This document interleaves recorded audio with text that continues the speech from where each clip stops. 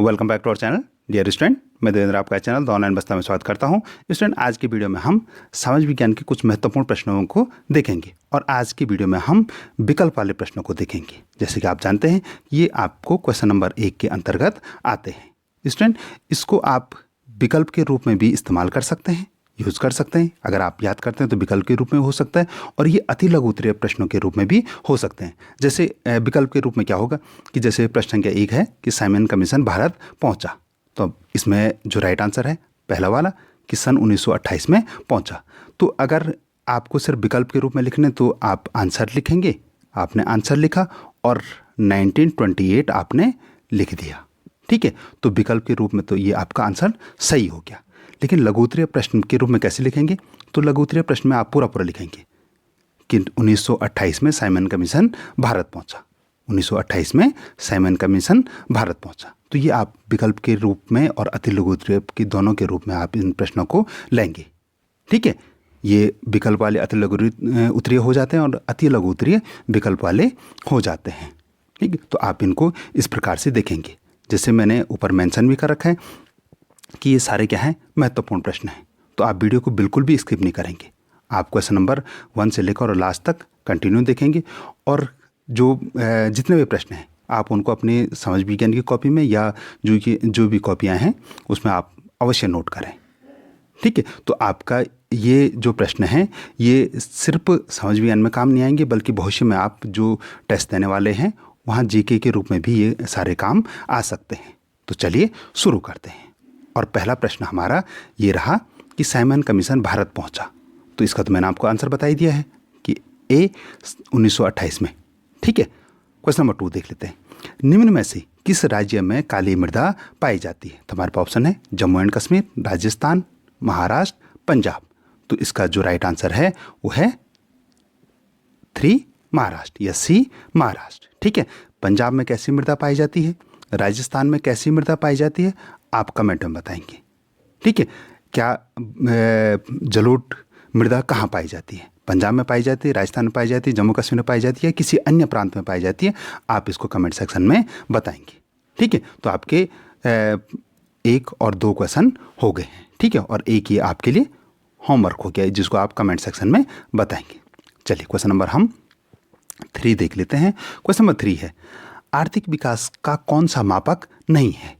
यहाँ पे नहीं है लिखा है, ये ध्यान रखना है।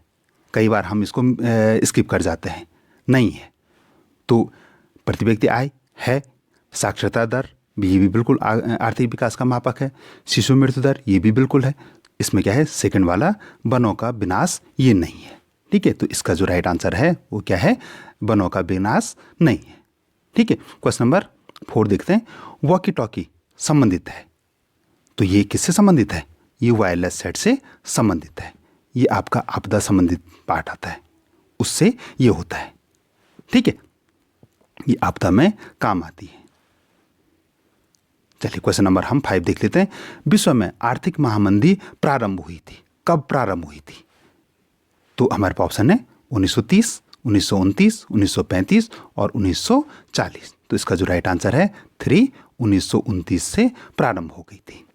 क्वेश्चन नंबर 6 भारत में पहली प्रिंटिंग प्रेस लाई गई या लगाई गई या लाई गई, जो भी कह सकते हैं आप, तो कब लगाई गई? 16वीं शताब्दी में, 17वीं, 18वीं और 19वीं।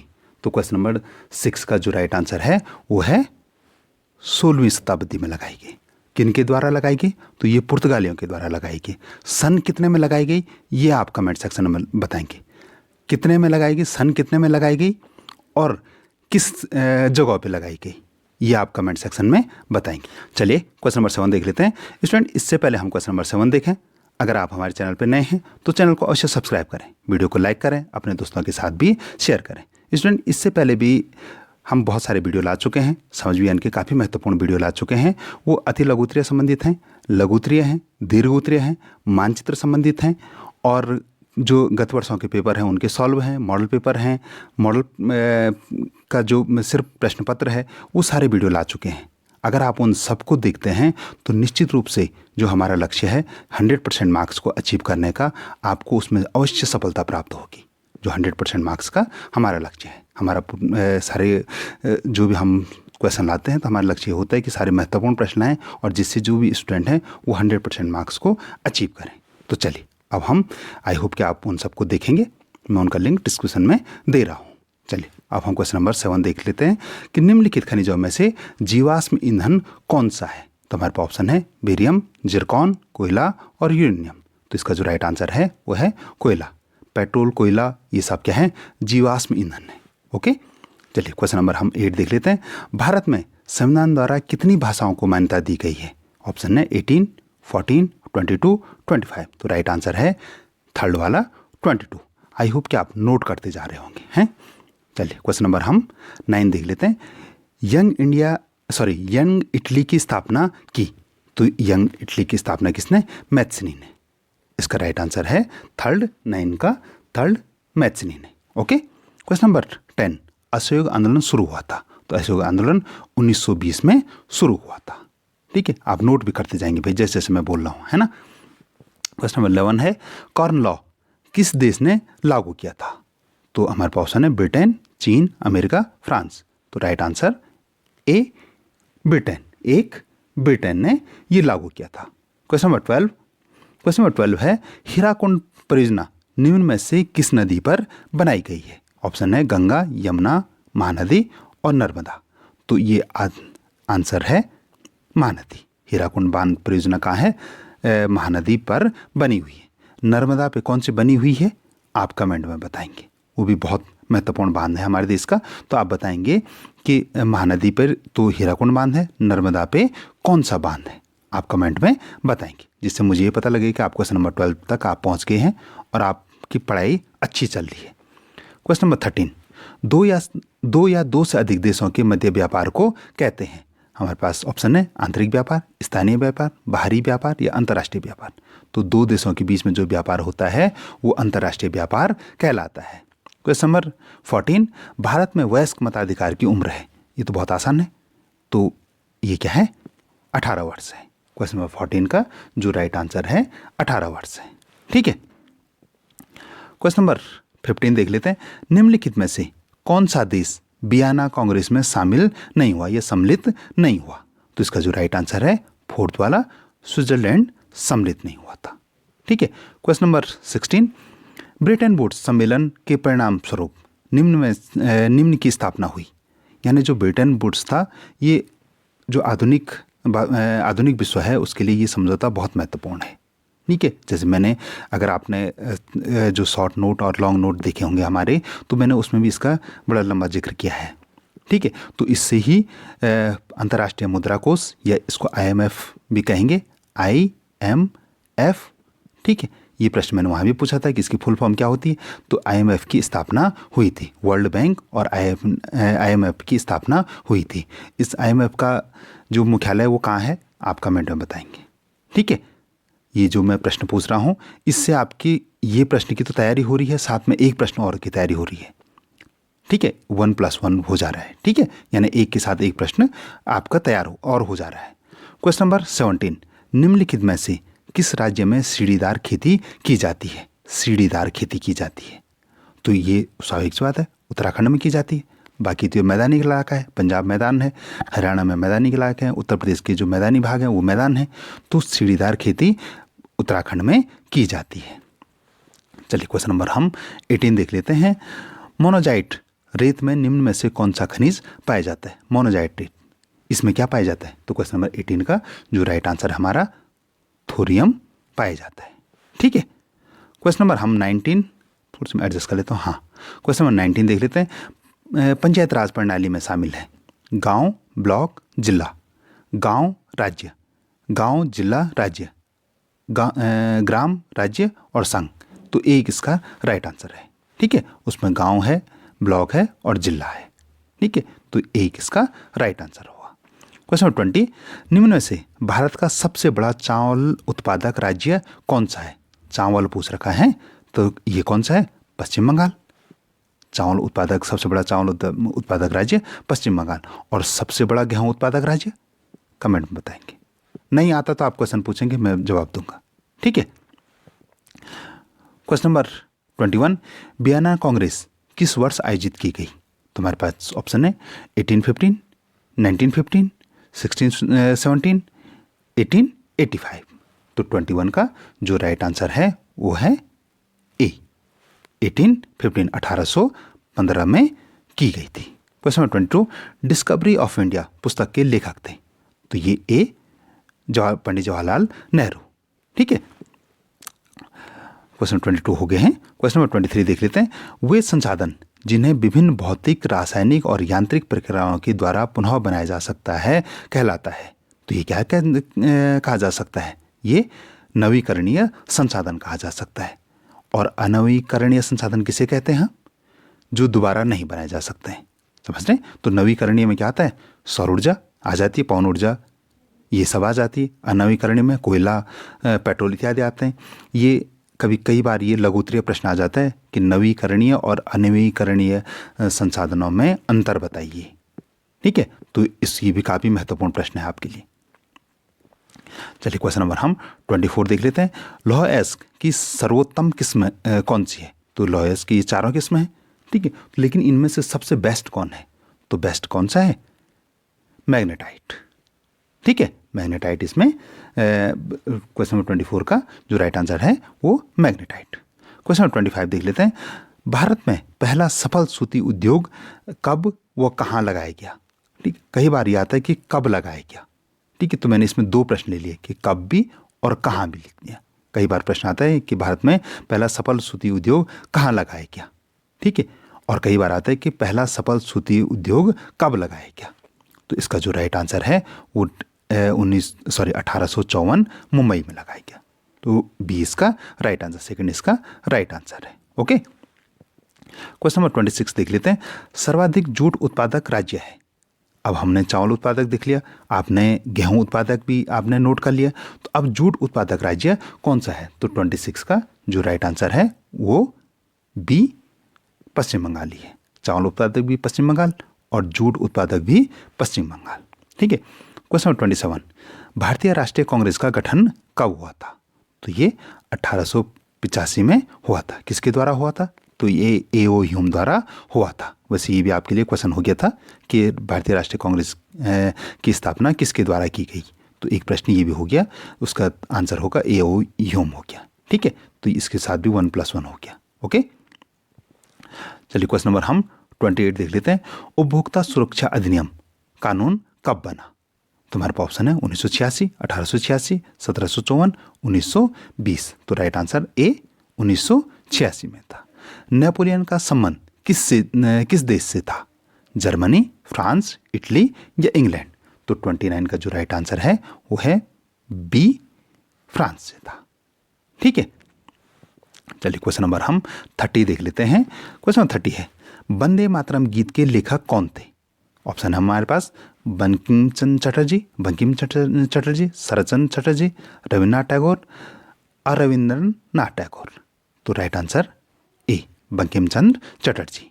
ठीक है, इसी में इन्होंने ही वंदे मातरम लिखा। और किस में लिखा? तो उन्होंने जो उपन्यास लिखा था वो क्या था? उसका नाम आनंद मठ था। कई बार प्रश्न आता है कि वंदे मातरम गीत किस पुस्तक से लिया गया है? तो वो आनंद मठ से लिया गया। आनंद मठ के रचयिता कौन है? वो बंकिम चंद्र चटर्जी हैं। ठीक है, चलिए क्वेश्चन नंबर हम 31 देख लेते हैं।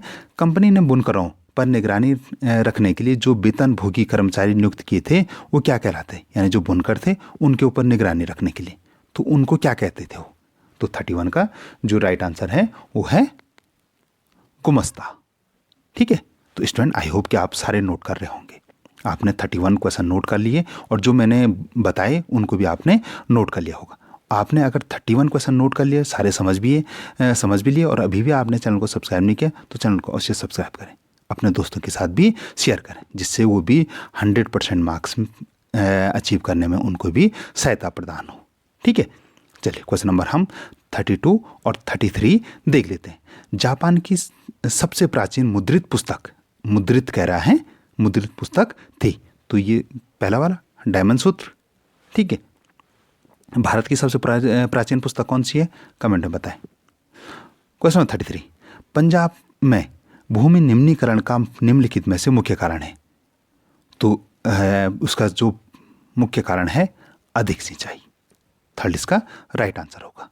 आप नोट करते रहे हैं। क्वेश्चन नंबर 34, वन्य जीव अधिनियम किस वर्ष लागू किया गया? हमारे पास ऑप्शन है 1972, 1976, 1974 या 1980। तो 34 का जो राइट आंसर है वो है ए, 1972। स्टूडेंट, जैसे मैंने शुरू में बताया, आप इन प्रश्नों को अति लघु उत्तरीय के रूप में भी लेंगे। जैसे यही प्रश्न लेंगे कि वन्य जीव अधिनियम किस वर्ष लागू किया गया, तो आंसर होगा वन्य जीव अधिनियम सन 1972 में लागू किया गया। तो ये आपका अति लघु उत्तरीय हो जाएगा। तो आप, मैंने शुरू में बताया, अभी फिर से बता रहा हूँ कि आपको इस रूप में भी लेंगे, सिर्फ विकल्प वाले रूप में नहीं लेंगे, बल्कि अति लघु उत्तरीय के रूप में भी आप इन प्रश्नों को लेंगे। ठीक है। और जो अति लघु उत्तरीय वाले हैं, जो आप, जिनका लिंक मैं डिस्क्रिप्शन में दे रहा हूँ, उनको आप विकल्प के रूप में भी लेंगे। ओके, चलिए क्वेश्चन नंबर 35 देख लेते हैं। पृथ्वी के आंतरिक भागों से ताप का प्रयोग कर उत्पन्न की जाने वाली विद्युत को कहते हैं। पृथ्वी के आंतरिक भागों से ताप का प्रयोग कर उत्पन्न की जाने वाली विद्युत को क्या कहते हैं हम? तो 35 का जो राइट आंसर है वो है भूतापीय ऊर्जा। ठीक है, समझ रहे? तो इसको जो आंतरिक, सीधी सीधी बात है, आंतरिक भाग से हो रहा है तो भूतापीय हो गया। ठीक है, तो 20 का राइट आंसर हो गया। चलिए क्वेश्चन नंबर हम 36 देख लेते हैं। निम्नलिखित में से कौन सा उद्योग चूना पत्थर को कच्चे माल के रूप में प्रयुक्त करता है? तो ये सीमेंट उद्योग करता है। समझ रहे? तो इसका जो राइट आंसर सीमेंट उद्योग। रोलेट एक्ट कब पारित हुआ था? ये बहुत महत्वपूर्ण एक्ट था और हम पे जो अंग्रेजों ने हमको गुलाम बनाने के लिए इस एक्ट का बहुत अच्छे से इस्तेमाल किया था। तो 37 का जो राइट आंसर है वो है सन 1919 में। समझ रहे? ये प्रेस से संबंधित था। उस समय जब हम अति लघु उत्तरीय सॉल्व कर रहे थे या लघु उत्तरीय सॉल्व कर रहे थे, तो मैंने वहाँ बताया था कि किसके द्वारा लागू किया गया था। ये उस समय जब ये रोलेट एक्ट, प्रेस एक्ट इसका पूरा नाम है, तो उसमें वायसराय कौन था?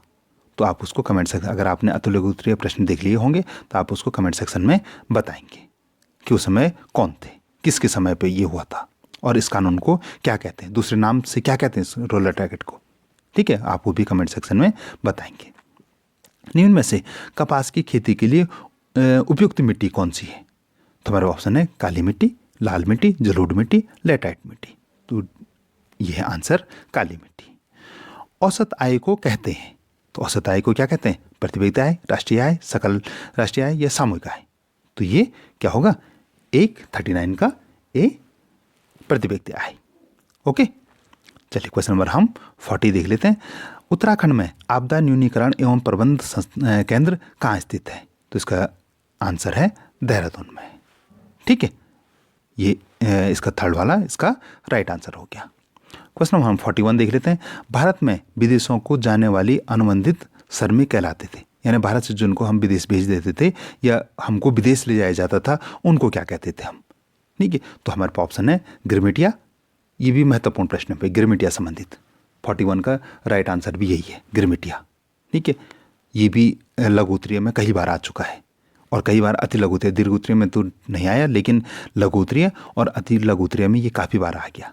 ठीक है, कि गिरमिटिया श्रमिक कौन थे, ये गिरमिटिया शब्द से आप क्या समझते हैं? ओके, तो ये हो गया। गुमत्सा के बारे में भी हमने बात कर ली है, गुमत्सा के बारे में भी बात की। क्वेश्चन नंबर 42, नगर निगम के अध्यक्ष को कहा जाता है? तो नगर निगम के अध्यक्ष को क्या कहते हैं? राज्यपाल? नहीं। सभापति, सरपंच या मेयर? तो 42 का जो राइट आंसर है वो बिल्कुल आपने सही आइडिया लगाया, ये मेयर है। आपको आता था, आई होप आपको ये आता था। क्वेश्चन नंबर 43, जलियांवाला बाग हत्याकांड कब हुआ? तो ये तो आपको पता है कि 1919 को, लेकिन 1919 में कब हुआ? 11 अप्रैल को, 12 अप्रैल को, 13 अप्रैल को या 14 अप्रैल को? तो 43 का जो राइट आंसर है वो है 13 अप्रैल को। उस दिन बैसाखी थी। समझ रहे? और किसने किया ये जनरल डायर ने, जो वहाँ पे आ रखे थे, जो लोग आ रखे थे, मीटिंग कर रहे थे, उन पे गोलियां चलाई। ठीक है, और जनरल डायर को किसने मारा उसको आप कमेंट सेक्शन में बताएंगे। ठीक है, ये आपके लिए जीके का प्रश्न भी हो गया, समझ विज्ञान के साथ साथ जीके भी आपका स्ट्रांग हो जाएगा। क्वेश्चन नंबर 44, सूखा आपदा प्रबंधन किस मंत्रालय के अंतर्गत आता है? हमारे पास ऑप्शन है वित्त मंत्रालय, गृह मंत्रालय, शिक्षा मंत्रालय या कृषि मंत्रालय। एक बार आप नोट कर लें, जो भी आपदा संबंधित जितने भी आपदा प्रबंधन के लिए जो नोडल मंत्रालय है वो है गृह मंत्रालय। कौन है? गृह मंत्रालय। सिर्फ सूखा राहत प्रबंधन के लिए, इसके लिए कौन है? कृषि मंत्रालय है। बाकी जितने भी आपदा संबंधित जितने भी प्रबंधन होने हैं वो गृह मंत्रालय करेगा। उसके लिए जो नोडल मंत्रालय है वो गृह मंत्रालय है। आपको सिर्फ याद रखना है कि सूखा प्रबंधन, आपदा प्रबंधन के लिए कृषि मंत्रालय इसका नोडल मंत्रालय होगा। ठीक है, समझ रहे हैं? आपदा शब्द आए तो आप आराम से गृह मंत्रालय लिख लो, लेकिन सूखा आपदा आए तो आप क्या करो? उसके लिए आप कृषि मंत्रालय लिखेंगे। ओके, चलिए क्वेश्चन नंबर हम 45 देख लेते हैं। सूचना अधिकार यानी आरटीआई कानून कब बना? तो ये बना 2005 में। अब आरटीआई की फुल फॉर्म क्या है? Right to information. ठीक है, और ये कब बना? 2005 में। और इसको जैसे हिंदी में क्या कहें? आरटीआई को सूचना का अधिकार। चलिए क्वेश्चन नंबर 46 देख लेते हैं। भारत में संपूर्ण देश की सरकार को कहते हैं, यानी जो केंद्र की सरकार होती है उसको क्या कहते हैं? केंद्र सरकार कहते हैं। समझ रहे? तो ये इसको क्या कहते हैं? जो संपूर्ण देश की जो सरकार है, एक सरकार है, उसको क्या कहते हैं? केंद्र सरकार कहते हैं। आई होप कि आपने क्वेश्चन नंबर 46 सारे समझ लिए हैं और आपने अपनी कॉपी में नोट भी कर लिए और आपको याद भी हो गए होंगे। ठीक है, question number 47, Rio de Janeiro पृथ्वी सम्मेलन कब हुआ था? यानी ये सम्मेलन कब हुआ था? तो 47 का जो राइट आंसर है वो है 1992 में हुआ। क्वेश्चन नंबर 48, ज्वारीय ऊर्जा किस प्रकार का संसाधन है? पुनः पूर्ति योग्य, अजैव, मानवकृत्य, अचकीय। तो इसका जो राइट आंसर है वो है एक, पुनः पूर्ति योग्य, यानी नवीकरणीय। ठीक है, नवीकरणीय संसाधन है।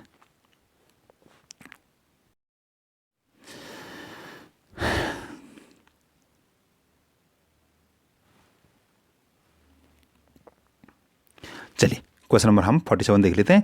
रियो डी जेनेरो पृथ्वी सम्मेलन हुआ, तो ये कब हुआ? 1992 में, 1992 में हुआ। आपके लिए होमवर्क क्या है? रियो डी जेनेरो किसकी राजधानी है, यानी ये जो शहर है ये कहाँ पे है, दुनिया के किस देश में है? तो ये आप कमेंट में बताएंगे। ठीक है, चलिए क्वेश्चन नंबर हम 48 देख लेते हैं। ज्वारीय ऊर्जा किस प्रकार का संसाधन? स्टूडेंट आई होप कि आप सब नोट कर रहे होंगे, हैं, क्योंकि ये सारे मैंने बताया ना शुरू में कि बहुत इंपॉर्टेंट क्वेश्चन है। अगर आप सारे प्रश्नों को पढ़ते हैं तो आपके समझ में आने के जितने भी क्वेश्चन आएंगे, मुझे लग रहा है कि लगभग सारे कवर हो गए। लगभग सारे तो नहीं कह सकता हूँ, लेकिन लगभग सारे कवर हो गए हैं और आपके 100% मार्क्स के लिए हम उसकी दिशा में बढ़ेंगे। अगर आप सारे प्रश्नों को अच्छे से सारे जितने वीडियो हैं उन सबको देख लेते हैं, सब प्रश्नों को याद कर लेते हैं, तो आप 100% की तरफ अवश्य बढ़ेंगे। क्वेश्चन नंबर 48, ज्वारीय ऊर्जा किस प्रकार का संसाधन है? तो ये क्या है? पुनः पूर्ति योग्य संसाधन है। समझ रहे? सौर ऊर्जा, ज्वारीय ऊर्जा, पवन ऊर्जा, ये पुनः पूर्ति योग्य संसाधन है। इसको पुनः पूर्ति योग्य संसाधन को क्या कहते हैं? इसके जो सटीक शब्द समझ में यूज हो रखा है उसको क्या कहते हैं? कोयला को क्या कौन सा कहेंगे? और ज्वारीय ऊर्जा को जो प्रयोग हो रहा है उसको क्या कहेंगे? आप कमेंट में बताएंगे। ठीक है, अभी मैं थोड़ी देर पहले उसका जिक्र कर रहा था। चलिए क्वेश्चन 49, निम्न में से कौन खरीफ की फसल नहीं है? तो चावल, गेहूं, मक्का या मूंगफली? तो 49 का जो राइट आंसर है वो है गेहूं। ठीक है, गेहूं किसकी फसल है?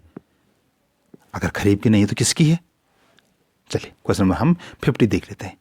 गांधी इरविन समझौता कब हुआ? किसकी है? आप कमेंट में बताएंगे। हैं, गांधी इरविन समझौता कब हुआ था? ठीक है, ये फेमस समझौते थे। क्वेश्चन नंबर 50 का जो राइट आंसर है 5 मार्च 1931 को हुआ था, जो गांधी इरविन के बीच में समझौता हुआ था। ये कब हुआ था? 5 मार्च 1931 में हुआ था। क्वेश्चन नंबर हम 51 देख लेते हैं। निम्न में से कौन सा उद्योग बॉक्साइट को कच्चे माल के रूप में प्रयोग करता है? तो ये एल्युमिनियम उद्योग करता है। सीमेंट उद्योग किसको करता है? अभी हमने ऊपर जिक्र किया था। ठीक है, तो ये क्या करता है? एल्युमिनियम उद्योग बॉक्साइट को कच्चे माल के रूप में प्रयोग करता है।